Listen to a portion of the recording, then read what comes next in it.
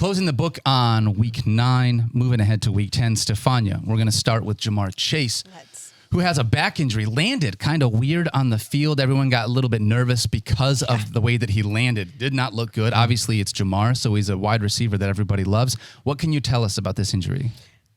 Yeah, he was uncomfortable. It was obvious that he was uncomfortable, and if you saw the way he went down, clearly he was going to be sore. I mean, this is now what they're calling him day to day because of soreness. Of course he was. He could barely be sore. walk after that. Zach Taylor said it did get worse as the game went on, but here's the good news. I mean, he hung in there, you know, and as far as I would project that you're going to see him limited, maybe miss some early practice. They're calling him day to day, but this feels like something where we didn't hear about any discussion of any additional imaging. We didn't hear that they were waiting for further evaluation. And he was actually talking to reporters saying he thought he would be fine, although he was pretty sore. He kind of did I just want to get healthy for my teammates and they'll do what they need to do. And people got nervous reading into it. I wouldn't yet. I think there's a decent chance he's back this week. Here's the good news.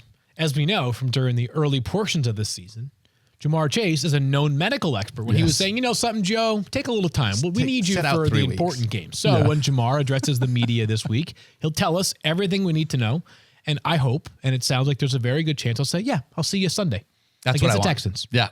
That's what we're all hoping for. Ooh, against the Texans, this could be a shootout. I would love to see this go back and forth. Speaking of, poor CJ Stroud, had the most brilliant rookie performance and just the fact that Josh Dobbs did what he did. I felt like it took a little of the shine off CJ Stroud's attention, which he really deserved for having just an amazing performance. Yeah. So. All right, another wide receiver here, Christian Watson, Stephania, dealing with a chest and a back injury, and he went into the concussion protocol. Well, so here's what happened. He was not diagnosed with a concussion when he was taken to the locker room. Okay. But what happened was Matt LaFleur said Monday he was still being evaluated. And this happens often when a player gets brought in for a concussion evaluation. Even if they're cleared to return, they're always checking with them after the game, again on Monday, just making sure there are no follow-up symptoms. So that's why Matt LaFleur said what he did yesterday, that he was still being evaluated. Keep an eye on his progression. That's also why he was not available to talk to reporters yesterday. They're just kind of following that out because it happened very late in the game, so they want to give him some time. Let's remember, he missed the first 3 games of the season with a hamstring injury. He's had a knee issue that's cropped up. Now this, fair to say, he's off on the injured report. He is. I was wondering if Christian Watson is out, does that mean like an auto spike for Romeo Doubs? This is interesting to me. In games this season in which Christian Watson has been on the field, Romeo Doubs has enjoyed a 21% target share. In games in which Christian Watson has been off the field, he's enjoyed a 21% target share. So I thought there might be a stock-up element for Romeo Doubs. The numbers so far this season in 2 legit sample sizes suggest probably not. And not really. As we've talked about plenty with this chart of this Packers offense, if you want to trust them, be my guest. Good luck. I'd rather not. Yeah, I would rather not start one of these wide receivers if I can help it this week. Let's move ahead and talk about the Indianapolis Colts. Stephania, Josh Downs came into this game with a knee injury and then ended up hurting that knee in the game. What can you tell us about him? Sometimes guys are questionable coming in and they play, and then this happens. They get hurt. It gets worse. We saw that happen with Josh Palmer. He ultimately went out and is going to be out for a while. Yep. But in this case, we don't know the severity of it. We just know that it aggravated the knee issue that Josh Downs came in with. Here's what's interesting about the Colts is they play in Germany this week. So it makes you wonder if they already know that he's unlikely to play, will he even travel with the team? We were all wondering the same thing, like we saw with Clyde Edwards-Helaire last week. That was the example I used yesterday because the Chiefs just said, no, he's out. On like Thursday when they flew, he's out for the game. Right. If he is unavailable, Josh Downs, and you're looking for a super deep league flyer, the answer would probably rest in the form of Isaiah McKenzie. He was much busier after the Josh Downs injury.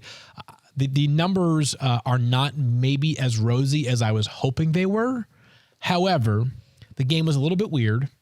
The injury took place mid-game for Josh Downs. So we saw an uptick in overall utilization for Isaiah McKenzie, but the 2 busiest Colts wide receivers in terms of routes run on Sunday were, of course, Michael Pittman and Alec Pierce, who continues to play every down in the very much Marquez Valdez-Scantling role. That's what he is.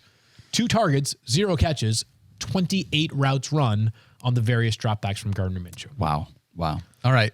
hopefully we can move a different direction there rather than looking at another Colts pass catcher. I'm not really going to trust Isaiah McKenzie until I see it a little bit more. Like you said, deeper league play. It would have to be from that standpoint. Yes. Yeah.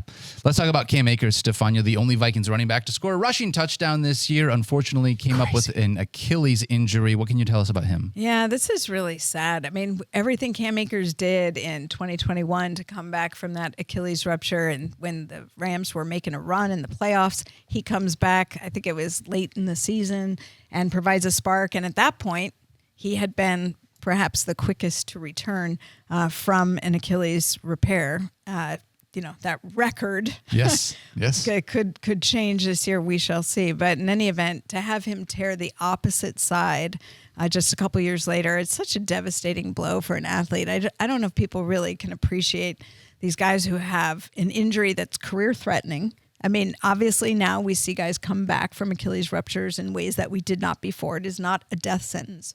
But players talk about it being very difficult to get their explosiveness back. We saw Cam Akers the following season even struggling to start to look like himself. And then obviously for various reasons didn't work out in LA, but it took a while. And the Vikings were really happy with what they were getting from him. And it felt like he was finding his groove. And now to have that same injury on the opposite side, it's just, I really feel for him. I have to imagine he'll be going back to Los Angeles. Dr. Elatrosh did his first repair, which is significant if you've been following the Aaron Rodgers saga. J.K. Dobbins, Tre'Davious White, all of them going to Los Angeles to get their repair. So at least he would have some group rehab that he could do. But wish him well.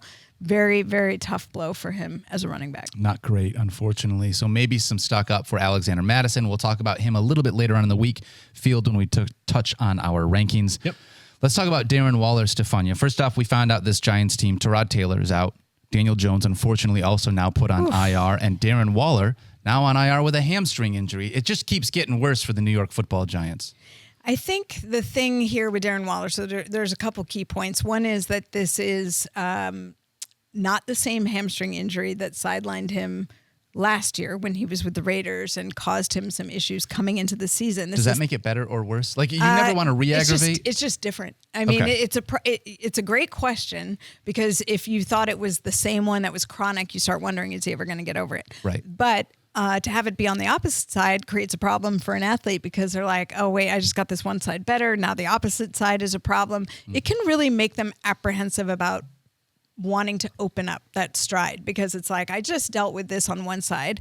If you were listening to Darren Waller talk, before he went on injured reserve, he said, look, I dealt with this before and it took quite some time. Like, there's no way he's going to rush. So if you look at the schedule, they have a bye in week 13. So by the time you add the 4 games, the soonest he could come back would be week 14. Okay. And even that to me is uncertain. And then you've got to get him comfortable with that leg and opening up again. And if you're looking at the schedule for fantasy, that's where you're hitting the fantasy playoffs. And I would be awfully nervous about looking to count on him at a time where he might be just trying to figure out what he can do as far as the hamstring. Because at that point, I'm not just going to need to be comfortable with Darren Waller returning. I'm going to need to be comfortable with whoever's throwing him the football at that point. There's the entire offense. Yeah, and that's a lot. Yeah, Brian Daboll stopped short of guaranteeing that Tyrod Taylor will be back this season. So wouldn't surprise me if it's the Matt Barkley show sooner than later, with Tommy DeVito, obviously.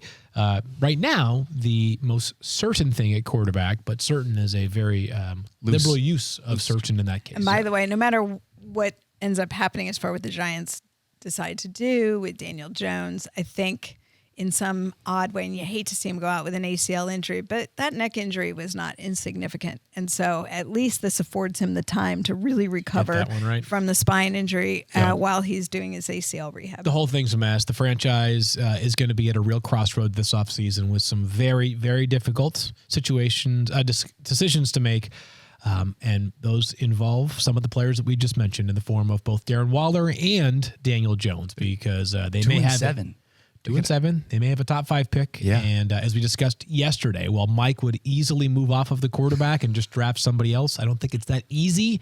But the Giants may have to face that reality at some point in April. Yeah, that's a big one.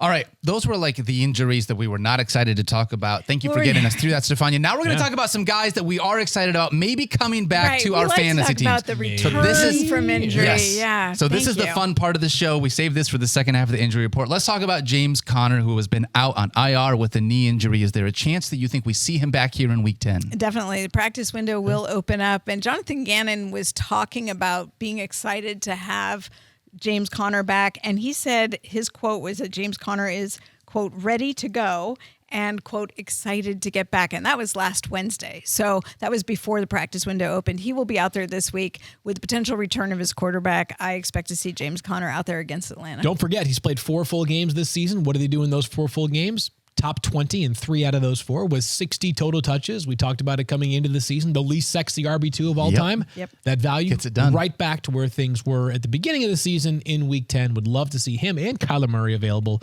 against the Falcons. Tough matchup, though, obviously, with Atlanta being so good against opposing running backs in fantasy this season. But no better friend to a quarterback who's coming back off an ACL injury than to have a player like James Conner. Totally. Yes. I just realized something now. The Falcons aren't only good at limiting opposing running backs in fantasy. Yeah. They're actually good at limiting their own running back All in running fantasy backs. as well. They might actually be better at the latter. They might be.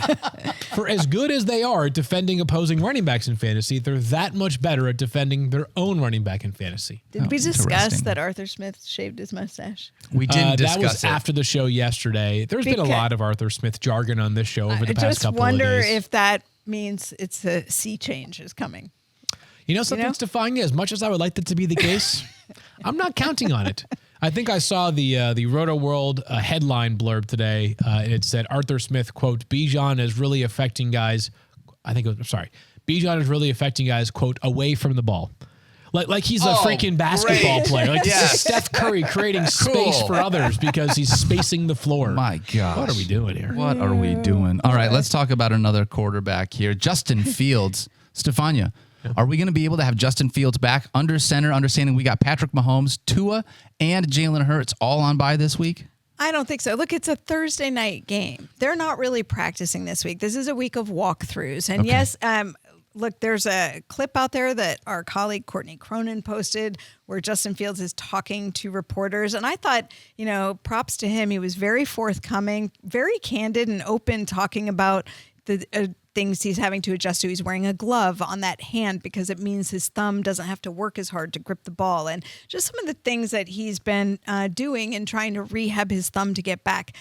But he still doesn't sound like someone who's quite there in terms of readiness to play. And you got to remember, it's not just gripping the football with your thumb to be able to throw the ball effectively. It's that you just need to have good ball control when you're carrying it, when you're a runner. What happens if you land on the ground? Remember, he dislocated his thumb. That was the original injury. And while the MRIs came back clean, according to him, which is good, that's why there was no requirement for surgery right away. It is often the case that after you stretch the capsule and those ligaments with a dislocation, it's easier to do it again. So the things that put you at risk are falling, taking hits to the hand, and don't think opposing defenses aren't going to punch the ball, swipe at your hand when you're trying to throw. So it makes sense to me to keep him under wraps a little bit longer. Thursday night seems pretty early.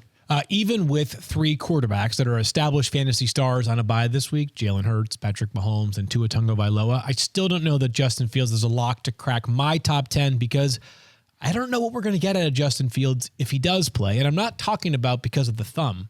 I'm talking about because of the season he's had. Yeah. In his past 3 starts, he was top 3 in 2 of those with an absolute crud performance. Otherwise, it has been a year of yo-yo play for Justin Fields. Why this Bears future at quarterback is such an uncertainty and why a team that might have 2 of the top 3 picks in the draft could very well end up being one of the locations for a Drake May.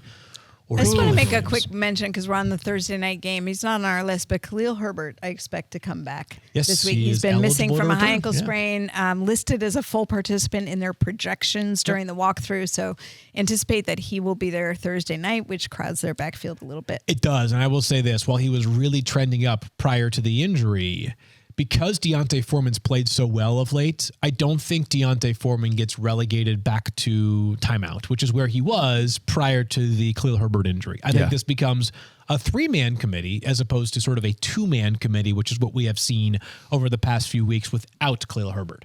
I would like nothing to do with this Bears offense if Justin Fields is not under center, especially on a short week playing Thursday night football. They have not looked good. Yeah, we'll talk about that a little bit more. All right, Stephania, let's talk about Justin Jefferson. Yes. He has been on IR working through a hamstring injury. Coach Kevin O'Connell said that the team is working through his return to practice, getting him back in with the team. What can you tell us about where Justin Jefferson is at? I know Field knows one of my favorite lines, which is return to practice, return to play is not equal to return to performance. Correct. Right. Yeah. And so when you're getting somebody back, especially from a significant enough hamstring injury to cost you a month, clearly he's been working on the side. That's all great, but it's not football activity. So when you get back into practice, you're just starting to test it. And we've seen, if you look around the league at other players who've come back from significant hamstring injuries, sometimes it takes a bit longer to get up to performance level. And what they don't want to do is be one of those statistics that's about a 30% recurrence rate of injury on these hamstrings, because they don't want to then lose Justin Jefferson for another stretch of multiple weeks, which is,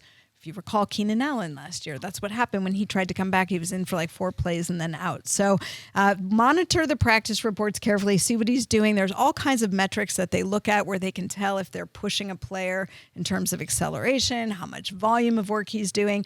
Not that they're going to share the metrics with us, but you can interpret a lot based on what they're doing in practice.